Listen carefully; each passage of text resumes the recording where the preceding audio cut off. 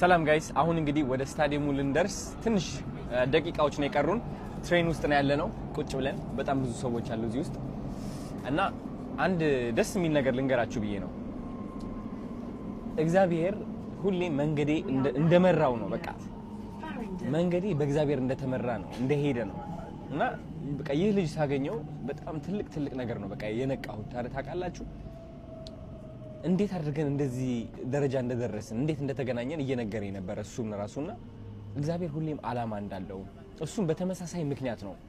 ዛሬ ከሚያገኘው ትልቅ ኮንተንት ክሬተር የሚገናኘው እኔ በተመሳሳይ ምክንያት አይደል አካውንቴ ሊጠፋ ብሎ ተቸግሬ እሱን ጠራሁት እሱ ደግሞ ሌላ የጠራው ትልቅ ቲክቶከር አለና የኔና እሱ ተመሳሳይ መንገድ ነው ያለን እግዚአብሔር ሁሌም በዝቅታ ከፍታ ይዞልህ ይመጣል በቃ ህይወት የተበላሸ ብለህ ስታስብ ጥሩ ነገር ይዞልህ ይመጣልና ተስፋ እንዳትቆርጡ ልላችሁ ፈልጌ ነው እግዚአብሔር የተመሰገነ ይሁን እወዳችኋለሁ